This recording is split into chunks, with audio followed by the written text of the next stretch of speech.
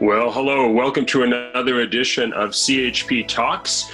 We're here today with CHP leader Rod Taylor and Bert Wanders, retired police officer, and we're going to be talking about defunding the police. Why or why not? And before we get into the introductions, I just want to remind all of you that the Christian Heritage Party is a political party. We do rely on your membership and on your donations to keep going. And if you go to chp.ca, you can become a member if you're not a member and make a donation. If you haven't made a donation, we'd appreciate that you consider that. So, Rod, as we begin, could you please introduce our special guest for today? Yes, well, Bert Wanders is the CEO of Niagara West, one of our electoral district associations in Ontario. And he's also, in terms of our topic today, he's also been a member of the police force for 27 years. And we wanted to talk to him about that, about some of the pressures on police officers in these days, especially south of the border. We see things unraveling in quite amazing ways. But anyway, Bert joined the Toronto Police Force in 1973, served in the traffic division, enforcing traffic laws and collision investigations. He then was with the Marine Division, doing the Toronto area Lake Patrol Rescue and Marine Vessel Law Enforcement. And then he spent some years in the various divisions of the City of Toronto patrolling and responding to calls ranging from barking dogs to life and death situations. So, Bert, first of all, we want to thank you for your service as a police officer. I know we depend on the police in our area for maintaining law and order. That is part of our structured society. And welcome to CHP Talks. Thank you for joining us, and we look forward to hearing your thoughts on these various matters. Well, thank you, Rod, for that introduction. In regards to police protection of cities, and that extends across the country for the various cities and provinces, to defund them would be counterproductive to anything that's currently in force. The police department do an important job just to keep law and order. Our country, our provinces, and our municipalities have set up certain rules and laws that should be followed by the population, and the police are there to make sure that people do that, but also to make sure that people can be helped in various situations. And that's, as we said in the introduction, as a police officer, you can get a call from anything, such as somebody complaining about a barking dog, and right up to and including life and death situations. So a police officer going to work sometimes never really understands or realizes what he could be facing that day. Yeah. So just maybe quickly, how did you get into policing work? What drew you into the service? I'm sorry, say that again? What did you respond to when you became a police officer? What was the calling in your heart? What caused you to want to join the police service? Well, the main reason was exactly that, to be there as a member of the police, and to be there as a service, but also as a law enforcement officer. And the enforcement part comes in only when you are met with force. I mean, sometimes I have found over years of experience that if you talk your way out of a problem with somebody, or somebody's having a problem, talking is the best thing. But when conversation stops and there is no other alternative and force has to be used, that's the time force in limited capacity is used. And if you are met sometimes with life-threatening force, you have to retaliate the same way. Now, to defund policing would be to allow chaos to come to any, especially cities, because as soon as police leave, the criminals take over. And you can't have that vacuum there. Police are there, they're visible on the streets every day. People know they're there, people have that confidence. And when there are police in police departments that go beyond that step of using excessive force, as for example, in the case in Minneapolis, then they should be weeded out. And there's no excuse for using that type of force unnecessarily, especially when you have several other officers standing there. If you're on your own in a life and death situation, sometimes you have no choice. But in a situation like that, the police officer was not in a threatening position. He had his, the person that he had arrested under control. He had him handcuffed. Two other officers were there. If they're waiting for a special paddy wagon, so to speak, to pick the criminal up, take him in, three of them should be able to control one person handcuffed. So there was no real excuse for what he did, and I would never say that what he did was correct under any circumstance. He had no cause.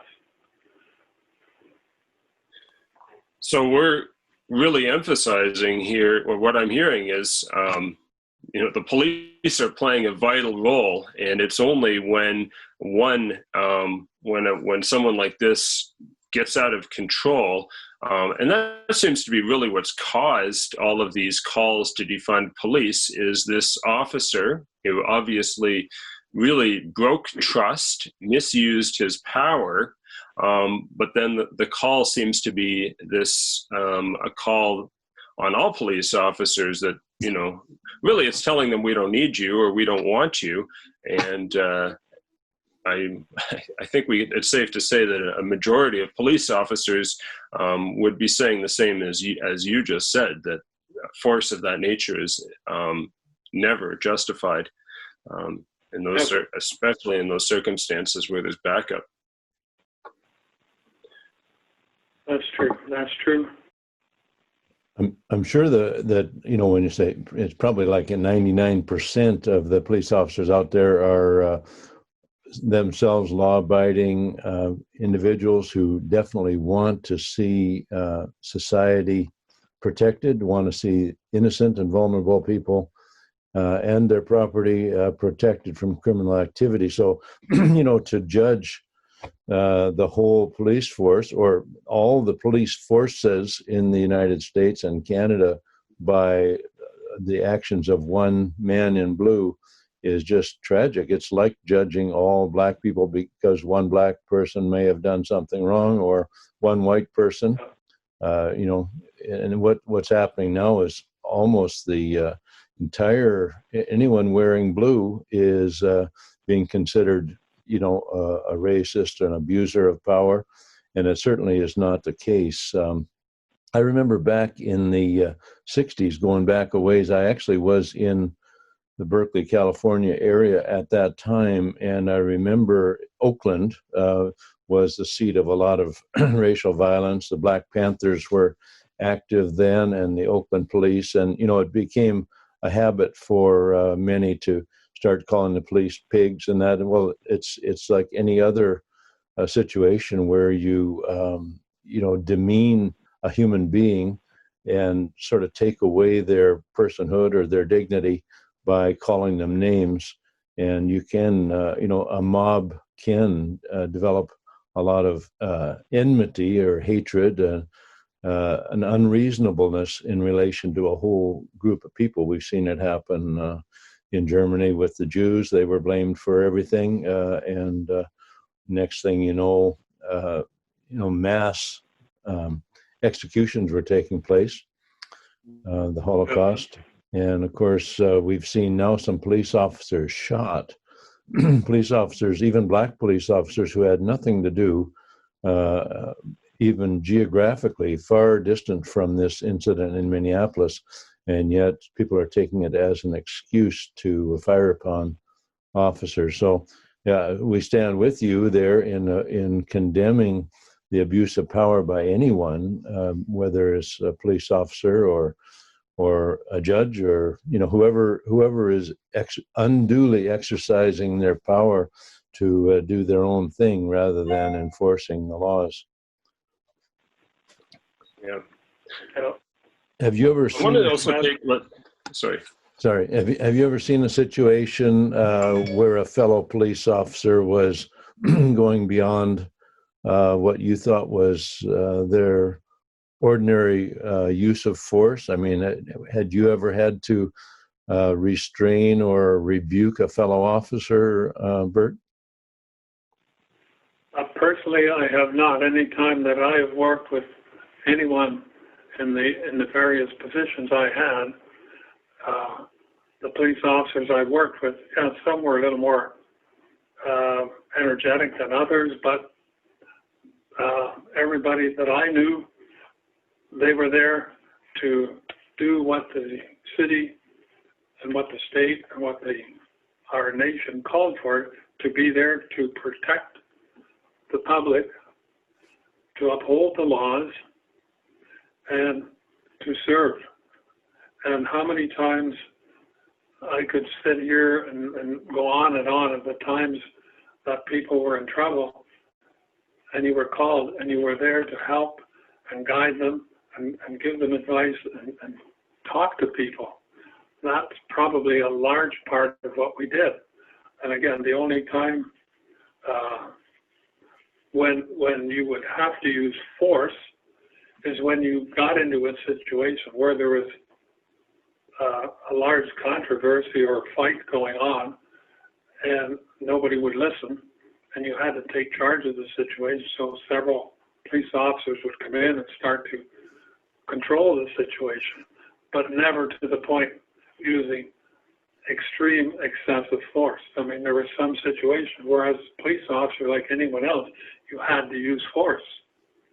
And that's what you were trained to do, but you were not trained to take that force beyond what was needed. Mm-hmm. Well, I also think that in our context, in our society, what we have is a rebellion against authority in many ways. And I think at the tip of the iceberg is what we're seeing in terms of this call to defund or disband police forces in some cases. But I think the root cause is a little bit deeper in terms of a rebellion against authority and really ultimately against God's law, not taking his principles seriously. And maybe we should just explore that for a couple minutes and see why we are where we are today. Rod, do you want to start us out on that? Yeah, sorry, I was thinking you were asking Bert. So I guess, we certainly believe that, that God's law is the basis of a sound and safe society. And we boil it down to Jesus' words, love your neighbor as yourself, do unto others as you'd have them do unto you. If we all lived that way, I think then you could say, well, we really wouldn't need police officers to intervene. But we know that the human heart is basically deceptive. Sometimes we have people don't all live up to that standard, and we can even say that about ourselves. There's times when we wish we would have done something a little differently or used different words, less inflammatory language, or whatever it is. So we respect, and I think that the Bible says that law enforcement is there to control evil. It's not there to control good people. And generally speaking, in Western democracies, if we're living according to the law, we don't have trouble. I mean, the policemen are sort of there, police officers, as a yellow line we don't want to cross, and it keeps people within the speed limit, for one thing, or generally close to within the speed limit. It's a deterrent for violence and things like that.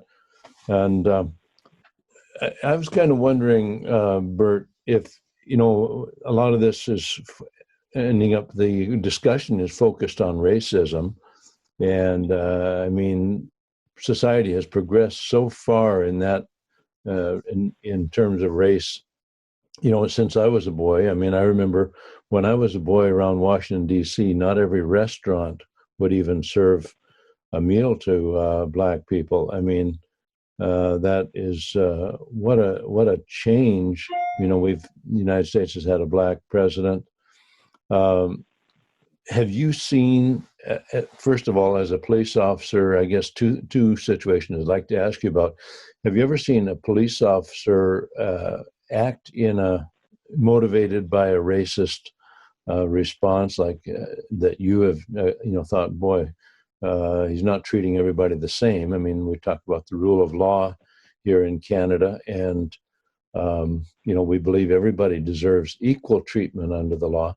And secondly, have you ever been called into a situation that was a racially violent situation where you, as a police officer, have had to intervene to protect someone's equal rights from another non-policeman who was, acting in a racist manner? Have you ever seen either of those situations? Well, in the city of Toronto, of course, you do. We have, in those days, when I was on, you did see some of that, but it wasn't like it was a major activity that happened regularly. It would be the odd situation, and most police officers that I worked with and knew didn't have that attitude. People were people. Yeah. Whether you were Black, you were Oriental, you were from Europe, whatever. And I think we all realize that most of us are basically all immigrants. And I know when I was a young boy or younger man, used to hear how the Italians were this and the Spanish were this, and you called all sorts of nicknames, but people got beyond that, and that was sort of the end of it. Yeah, there's sort of a certain amount of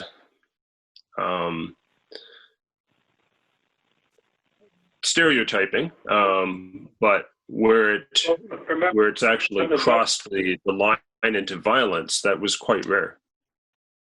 Yes, it was. But I think sometimes when we go along here and look at this, the way society is today, this is something that's been brewing for a long time. And I think it probably, as my understanding, comes back again from the years and years that we've had a lot of these progressive left-leaning professors at the university that teaching these kids all about freedom, no rules, no nothing.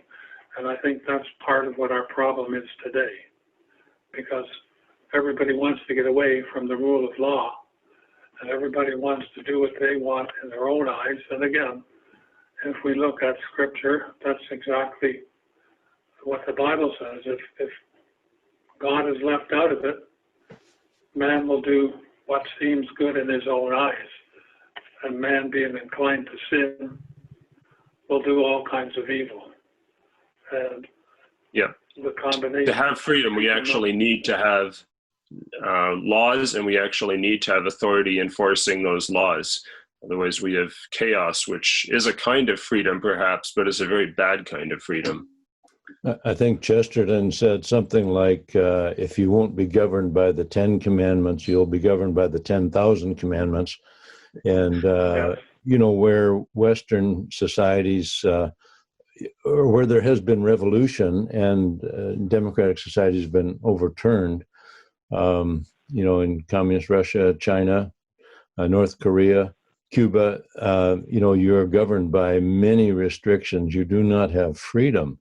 And it seems like we have to learn these lessons over and over again. Some of the young people that were students when I was around Berkeley in the 60s are now heads of colleges and senators and journalists. And they, back then they wanted free speech, and now they want to, restrict free speech. And it's kind of come circle. They took over back then. They took over a park in Berkeley, called it People's Park, and now they've taken over 6 or 7 blocks in Seattle. Apparently, there are some armed civilians basically saying police can't come in here, and I hope that doesn't end in tragedy. It's a tragedy already that it's happened, but I hope it doesn't end in loss of life there. I think people do not understand that you cannot live without rules and without, it is the case. We just need the enforcement of law sometimes in order to help us find peace and stability. Bert, we wanted to talk to you a little bit.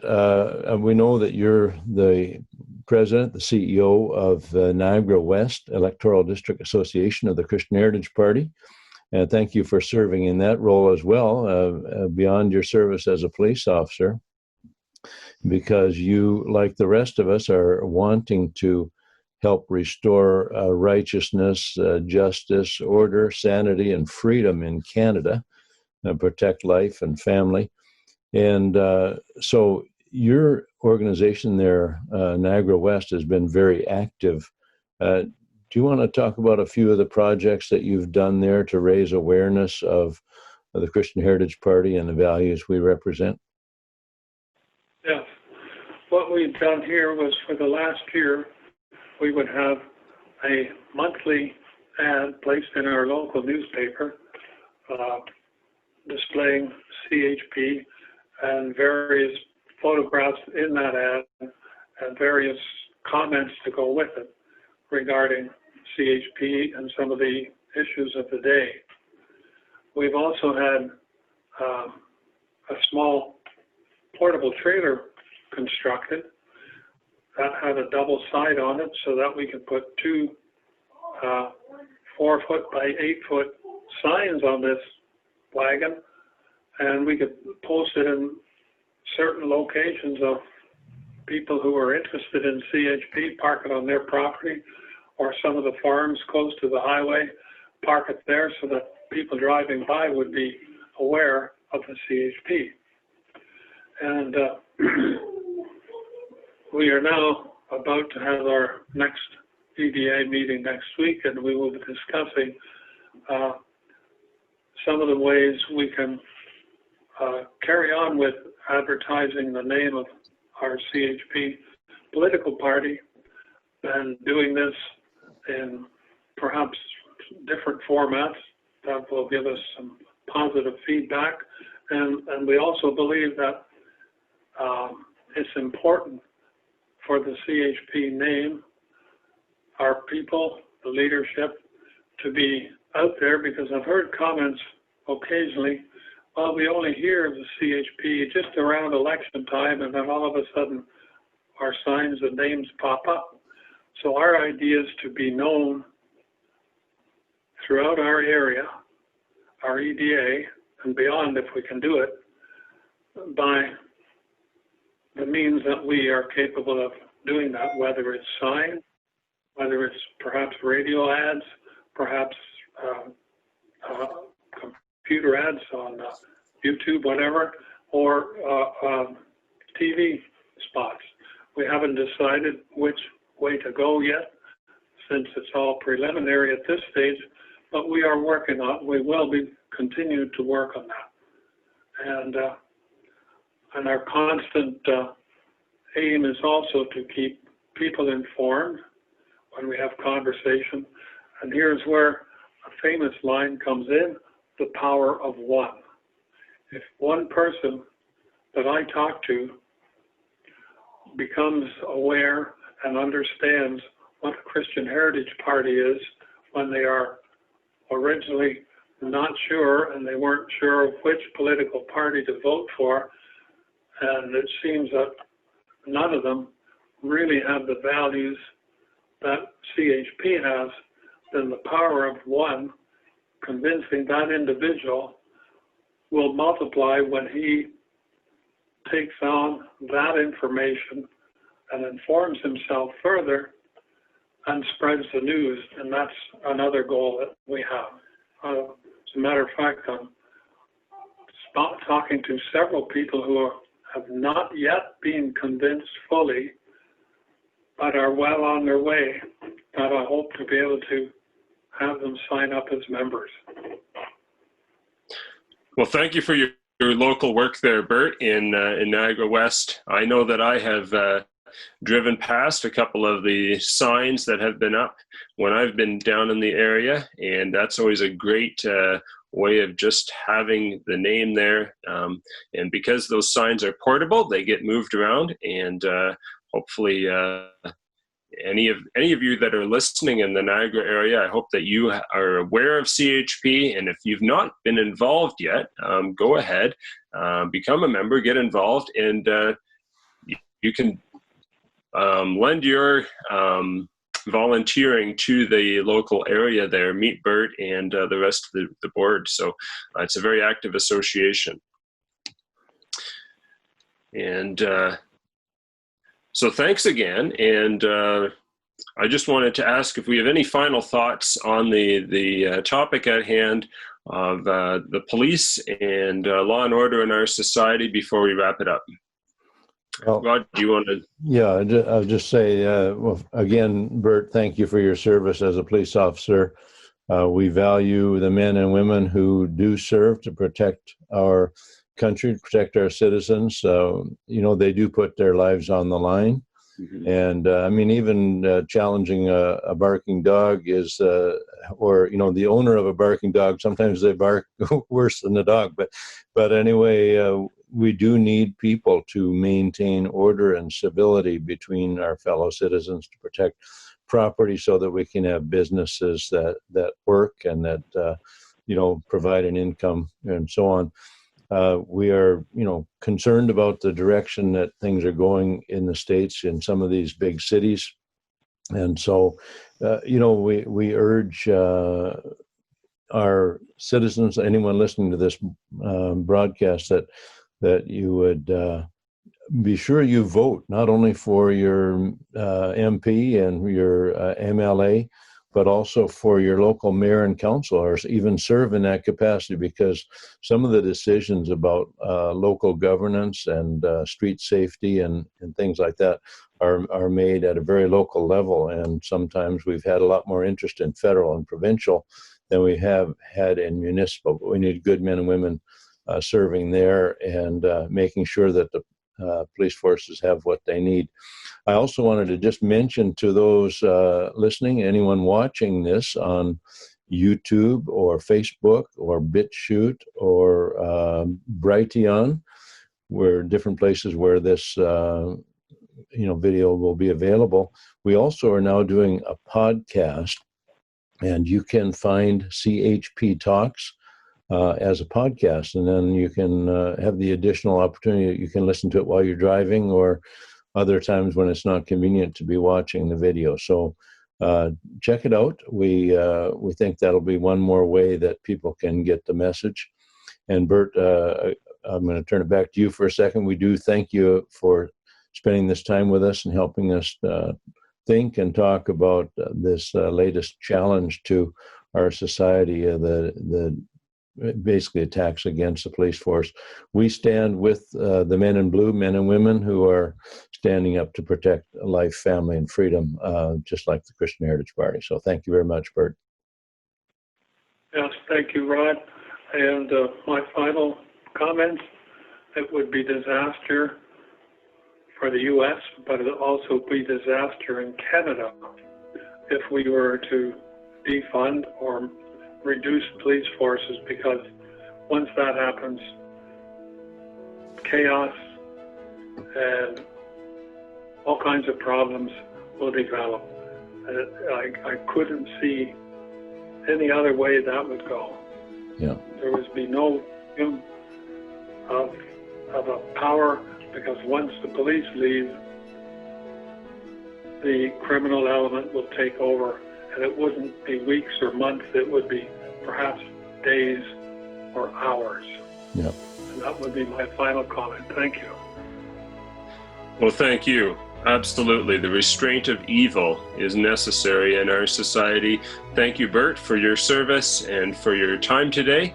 Thank you all for watching, for listening, and we hope that you will join us again next week for another edition of CHP Talks. God bless you. Thank you all. Thanks a lot.